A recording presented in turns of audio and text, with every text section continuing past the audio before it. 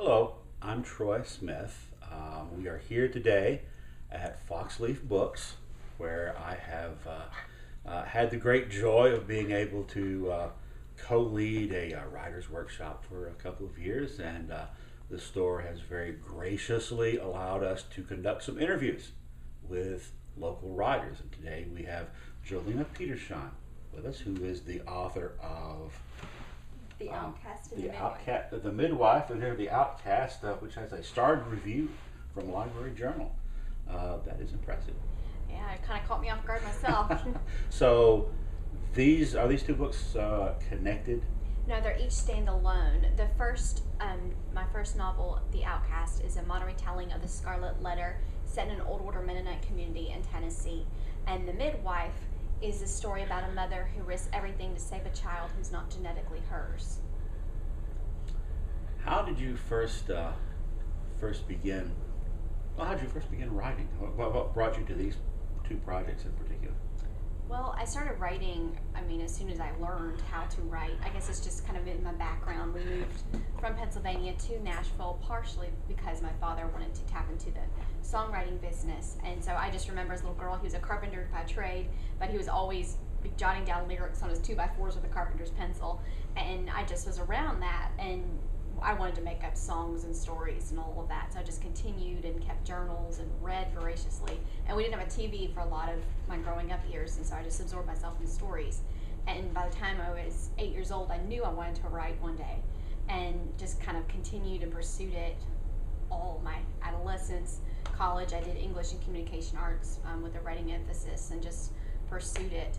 And when I married my husband and we moved here to East Tennessee in the Cookeville area, I would continue going to Nashville and just meet up with a group of writers there. I didn't know about this hub here or would have tapped into Cookeville's group. And they just really helped me get connected with other writers, and just that community, as you know, is so important. And just having that, just the community of creativity just helps spur you on to pursuing your passion. And so I met my agent through this group just by happenstance at an author reading, and he asked me to send my story to him, which was The Outcast at the time. And I had the 25,000 words written, that was it. I was expecting my little girl at the time. I was 12 weeks pregnant when I met him, and I knew I had this window of opportunity in which to write the story. And so I just set everything aside. My husband and I agreed we were just going to pursue this. And so for 6 months, for the rest of the pregnancy, I just sat in my little chair in my living room or on the front porch, and I just typed as fast as I could, and the story just came to me, and it just grew. And so my agent was very interested in the first 25,000 words. He actually read it when he was coming back from Brazil with the author of The Shack. He was with him in Brazil, and I'm just so floored that that would all come together. And so he wanted to see more, and yet we had no contract at that point. So I just sent that then to him, my finished version, in December, and my little girl was born in February. And so I, polished it, we got it ready to go, and then early in the spring, we ended up sending the story to different publishers, and then Tyndale House accepted it and did a 2-book deal. So that was The Outcast and The Midwife, and it's actually the first Amish fiction they've ever published in 50 years because they wanted to wait until something different came along. And I like to use, instead of just making it all about horse and buggies and all of this, I want to talk about placing a community in a moral quandary. And so with The Outcast, it's about a woman, as we all know, because it's a modern retelling of the Scarlet Letter. It's about a woman who is ostracized in her community for having a child out of wedlock. And then with The Midwife, it's about a woman who hides in a home for unwed mothers called Hope House, which is overseen by an old order Mennonite midwife called Fanny Graber. And she's kind of taken in, given the kind of nurturing maternal love that she's never experienced before, and becomes a midwife herself. And then once she gives birth to this child that the parents no longer want because they think she's a genetic abnormality, the child is healthy and whole. And the parents decide they want the child back, and they come and take her. And this woman has no ability to get the child back because she shares no genetic connection. Wow. It's intense, yes. Sounds like it. When you were talking about Mennonites and Amish, I was wondering if Vanilla Ice was going to show up. No. That would be a moral quandary. That would be a moral quandary. What would we do with him, huh? Do you have something already percolating in mind for your next project? I turned it in on Friday. Oh. Oh, it's not just percolating, is it? Yes, we did a 3-book deal. I guess a few months ago, and then but they had talked to me when the Outcast came out. I got to meet with the publisher, the person who's kind of in charge of acquisitions, and talked about it. By that point, I was trying to market the Outcast, finish up the Midwife, and my little girl. It was a little bit much, and so they were very patient with me, and just allowed me to have some time. And so I started working on this third installment. Right now, it's tentatively called The Alliance, and I started working on it, and it just kind of came together. And my husband, it's told through a perspective of a woman who, it deals with pacifism, non-resistance, which is very important in the Mennonite and Amish community. They don't take up arms to defend their families regardless.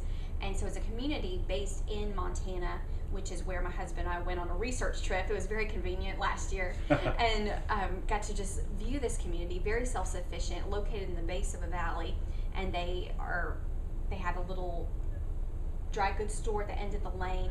They have their own log cabins and everything that they sell to the Englishers, which we'd be considered Englishers. And I just thought this would be a perfect location for community if they're faced with a catalysmic event, which this is an EMP, electromagnetic pulse. And so it takes the whole country, quite essentially, back to the Stone Age within 10 seconds. And from there, you have looting, you have all these things breaking down society, and the community then has to decide how they're going to protect themselves without taking up arms.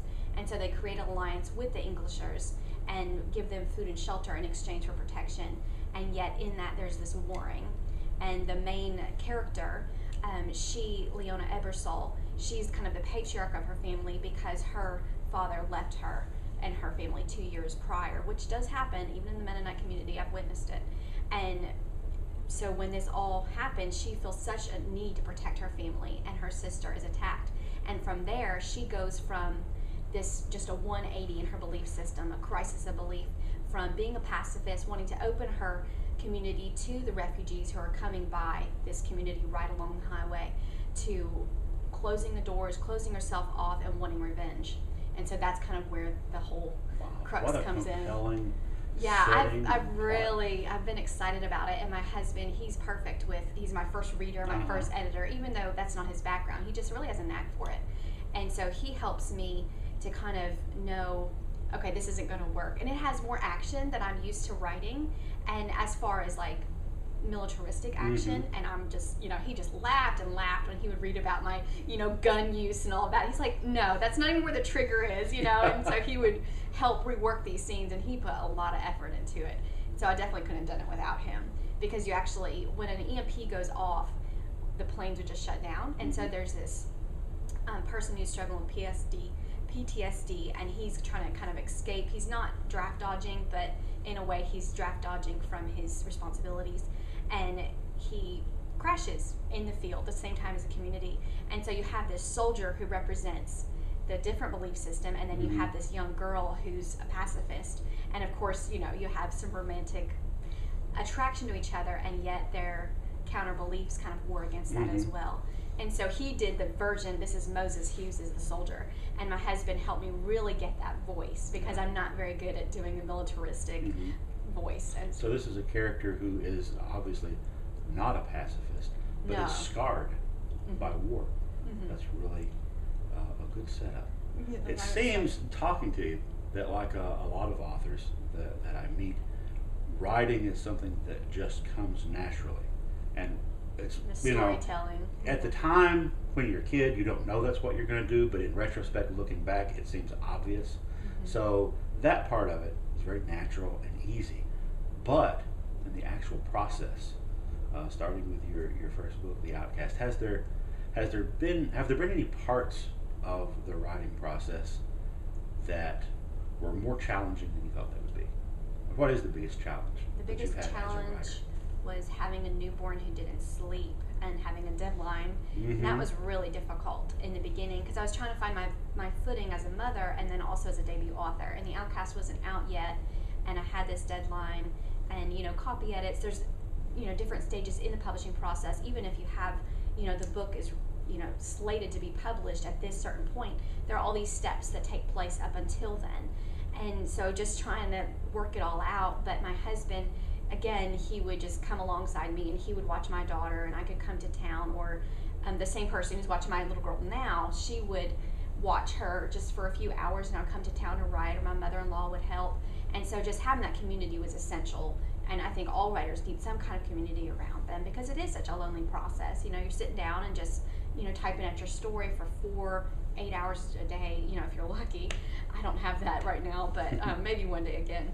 And so just being able just to focus in. And so when you have that window of opportunity just to pour yourself out into the story, so it really taught me, okay, you have 30 minutes, time to get the story on paper or on the laptop. Mm-hmm. And that's what I would do. I remember sitting on the front porch, my little girl was inside, my husband was watching her, and I could hear her fussing. She was a little bit of a fussy toddler, or fussy newborn, great toddler now, we're making up for it.